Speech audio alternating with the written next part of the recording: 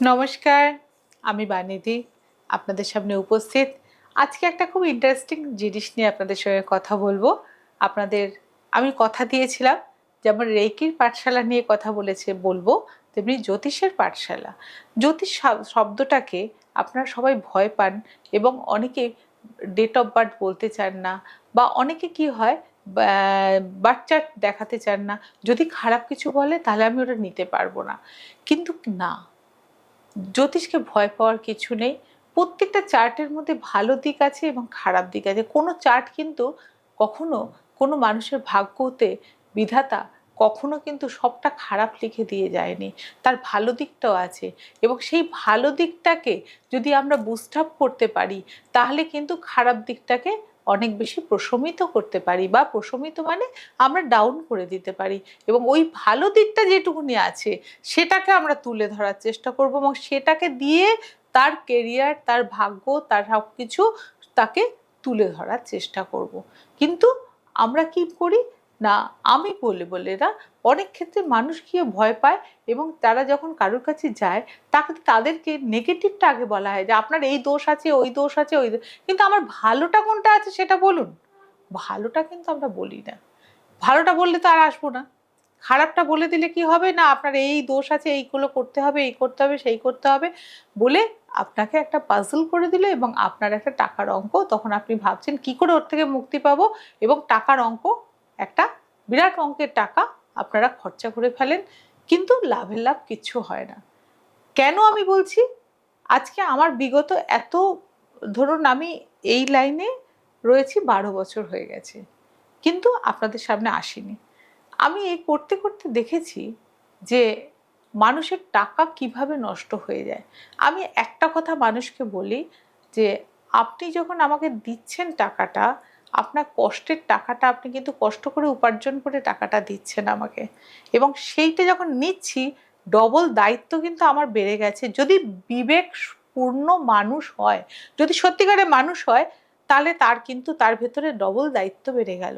আর যদি আমি মানুষ পুরো না হই তাহলে আমার মনে হবে আমাকে টাকা আর্ন করাটাই রোজগার একমাত্র রাস্তা।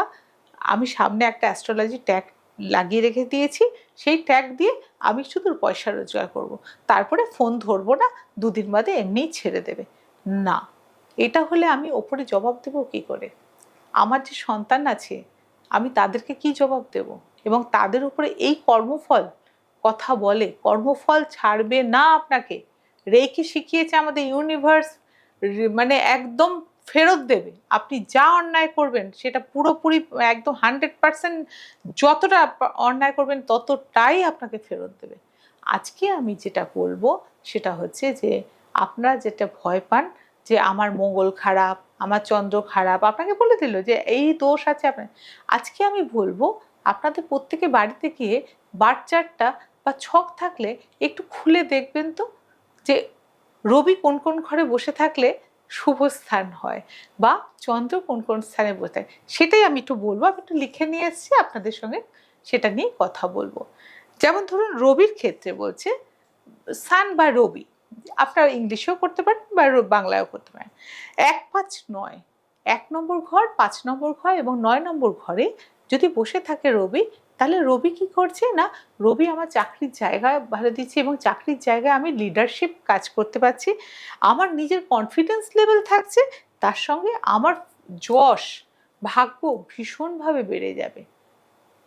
কাজে আমার রবি সবসময় যে আমার রবি খারাপ না, আমাকে দেখতে হবে 1 নম্বর ঘর, 5 নম্বর ঘর এবং 9 নম্বর ঘর। একটা জিনিস মাথায় রাখবেন, একটা বার্থ চার্টে 12টা ঘর থাকে, 12টা রাশি, 27টা নক্ষত্র তার মধ্যে বিচার করা হয়, এবং সেই নক্ষত্রগুলো এবং নক্ষত্রের আন্ডারে পড়েছে, বা এই রবির ক্ষেত্রে বললেন যেমন 1, 5, 9 1 নম্বর ঘরে থাকতে পারে। এবার পরবর্তীকালে বলবো বিশ্লেষণ করতে গেলে অনেকে 1 নম্বর ঘর মেষের ঘর, তা 1 নম্বর, 5 নম্বর এবং 9 নম্বরে থাকলে আপনাকে কোনো চিন্তা করতে হবে না, রবিকে নিয়ে আপনি নিশ্চিন্তে থাকতে পারেন। তেমনি চন্দ্রের ক্ষেত্রে বলছে 4, 5, 9, 4, 5, 9 নম্বর ঘরে যদি চন্দ্র থাকে তাহলে আপনার কি মেন্টাল পিস, যেমন আমি 4, 5, 9 বসে আছি, কি হয় না মেন্টাল পিস, আমার কোনো মানসিক অশান্তি নেই। এরকম আমার মতো বহু মানুষ আছেন যার মানসিক কোনো নেই, সব সময় সে আধ্যাত্মিকতা নিয়ে চিন্তা ভাবনা করছে বা কিভাবে মানুষকে ভালো করব সেই চিন্তা করছে, এবং আমার শত্রুর সংখ্যাও ভীষণ কম থাকবে। আরেকটা হচ্ছে অনুভূতি প্রবণ। এই যে অনুভূতি, মানুষের জন্য মানুষের যে একটা মানে অনুভূতি থাকার কথা যে এই মানুষটা কষ্ট করে টাকাটা দিচ্ছে, আমি কাজটা ভালো করে করব যাতে রেজাল্টটা ভালো করে পাই, সে যেন পায় রেজাল্ট, আর তার আনন্দটাই আমার আনন্দ। এইটাই হচ্ছে অনুভূতি প্রবণতা এবং চন্দ্র ভালো জায়গায় থাকারে। আরেকটা বলছে প্রতিভাবান এবং জনপ্রিয়তা।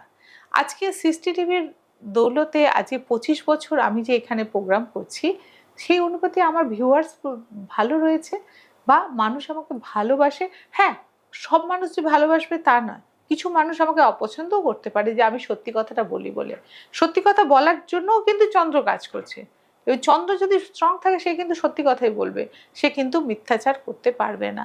কাজেই 4, 5, 9 ঘরে যদি দেখেন যে চন্দ্রের অবস্থান রয়েছে, তাহলে এই জিনিসগুলো, ভালো জিনিসগুলো আপনি পাবেন। আপনাকে ভয় দেখালেও ভয় পাবেন না। এবার বলতে মঙ্গল, সবচেয়ে বেশি ভয় দেখানো হয় মঙ্গল দিয়ে। আপনি মাঙ্গলিক, নইলে ভৌমদোষ, আর নইলে কালসর্পদোষ, এইসব ভয় দেখানো হয়। কিন্তু বলছে যে 3, 6, 10, 3, 6, 10 এই 3টে ঘরে থাকলে পরে আমার মঙ্গল কিন্তু ডিস্টার্ব করবে না, এবং সে কি হবে না সাহসী, পরাক্রমী, সে পুলিশে চাকরি করতে পারে, ইঞ্জিনিয়ারিং করতে পারে এবং সামরিক বাহিনীতে যেতে পারে, এবং সে সবাইকে কি করবে, এনকারেজ করবে, মানে উৎসাহ দেবে, প্রত্যেকটা কাজে উৎসাহ দেবে। আবার এই মঙ্গলই যদি 1, 4, 7, 8, 12 এই ঘরগুলোর মধ্যে থাকে, তখন তাকে আমরা বলা হয় যে মাঙ্গলিক। আমি পরে মাঙ্গলিক নিয়ে কথা বলবো, মাঙ্গলিক নিয়েও এত চিন্তা করার কিছু নেই। মাঙ্গলিক কিভাবে কাটানো যায়, অনেক রকম পদ্ধতিতে মাঙ্গলিককে কাটানো যায়। এবারে বলছে বুধ। বুধ যদি 1, 2, 3 এই 3টে ঘরে থাকে, 1, 2, 3 3টে ঘর মানে মেষ, বৃষ এবং মিথুন, এই 3টে ঘরে যদি থাকে, তাহলে বুধ হচ্ছে কি করবে না কানেকশন, তার সঙ্গে দেখবেন প্রত্যেকের সঙ্গে প্রত্যেকের যোগাযোগ, এবং তারা ফোনে দেখবেন খুব সুন্দর যোগাযোগ হয়ে যায় এবং তার কাজটা খুব সুষ্ঠুভাবে হয়ে যায়। শুধু ফোনে কানেকশন করে তো সে কাজ হাসিল করে নেয়। আরেকটা জিনিস হয়, সেটা হচ্ছে তার খুব ব্রেনটা খুব শার্প হয়। বুধ যদি বুধ 1, 2, 3-এ থাকে, ব্রেন খুব শার্প, এবং তার পড়াশোনার দিক দিয়েও দেখবেন সেই বাচ্চা বলুন বড় বলুন, তারা পড়াশোনার দিক দিয়ে খুব বেশি তুখোড় হয়, এবং ক্লাসে দেখবেন ও অল্প পড়ে পড়াশোনাটা খুব ভালো করতে পারে। আরেকটা হচ্ছে এনকারেজ, এই যে এক্ষুনি যেটা বললাম যে সবাইকে, ও শুধু ক্লাসে বাচ্চাদের ক্ষেত্রেও দেখবেন এক একটা বাচ্চা আছে খুব হাসি খুশি, এবং ওকে দেখে এনকারেজ হয় অন্যান্যরা। বা অফিসেও দেখবেন এমন একটা ব্যক্তি থাকে যে ব্যক্তিটাকে কাজকর্ম দেখে, বা সে খুব নিট অ্যান্ড ক্লিন কাজ করছে এবং তার টেবিলে কোনো কাজ পড়ে থাকে না, সে সম্পূর্ণভাবে করে দিয়ে চলে আসে, এবং খুব স্বল্প সময়ের মধ্যে, বেশি সময় নেয় না, সে কিন্তু করে দিয়ে আসতে পারে। তার জন্য তার বুধ 1, 2, 3 এই 3টে ঘরে যদি থাকে, তাহলে সে কিন্তু এই কাজগুলো করতে পারবে। কাজে এই ভয়গুলো আপনাদের মাথা থেকে সরিয়ে নিন যে আমার এই খারাপ, ওই খারাপ, খারাপ নয়। এবার বৃহস্পতির ক্ষেত্রে বলছে 1, 2, 5, 9, 1, 2, 5, 9 দেখবেন যে বৃহস্পতি বসে আছে কিনা, তাহলে আপনাকে আর চিন্তা করতে হবে না। আপনার আধ্যাত্মিকতা, আপনার পুজো আর্চা করতে ভালো লাগবে, আপনার পয়সার কোনোদিনও অভাব হবে না, এবং আপনার লাক সবসময় ফেভার করবে, আর সম্পদ বাড়বে, নিজস্ব বাড়ি হবে। আরেকটা জিনিস হচ্ছে ফাইন্যান্সিয়াল গ্রোথ, টাকা আপনার দেখবেন আসতে থাকবে। এবং বলবেন যে বৃহস্পতি, যেটা বললাম 1, 2, 5, 9 এই 4টে ঘরে থাকলে পরে বৃহস্পতি তুঙ্গে।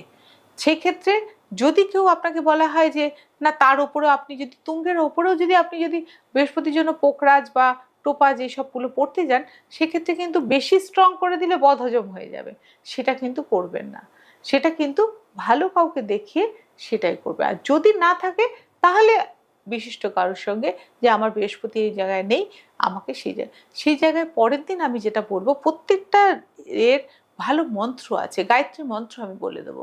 এই গায়ত্রী মন্ত্র পাঠ করলেও সে দেখবেন যে এইগুলো থেকে আমরা কিন্তু বেরিয়ে আসতে পারি। এরপরে আমরা চলে যাই শুক্র কি বলছে, 4, 7, 12, 4, 7, 12-তে যদি শুক্র থাকে, তাহলে আপনাকে চিন্তা করতে হবে না।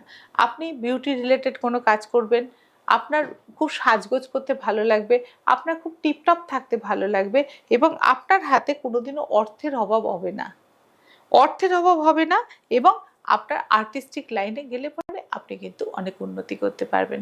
কাজে এইগুলো মাথায় রাখবেন। এবার শনির ক্ষেত্রে বলে দিই, ৬, ১০, ১১, ৬, ১০, ১১তে যদি শনি বসে থাকে তাহলে শনি কিন্তু সবার ক্ষেত্রে খারাপ নয়।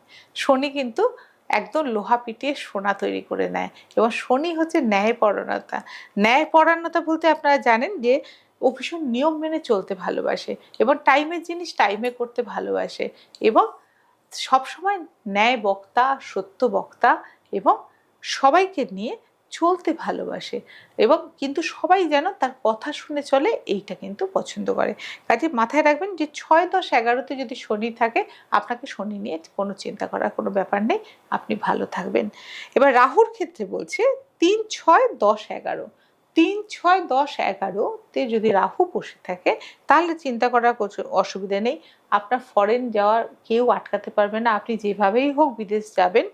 আরেকটা জিনিস হচ্ছে সাডেন রাইজ বলা হয়, হঠাৎ করে দেখবেন আপনার ফাটকা কোনো টাকা আপনি হাতে পেয়ে গেছেন।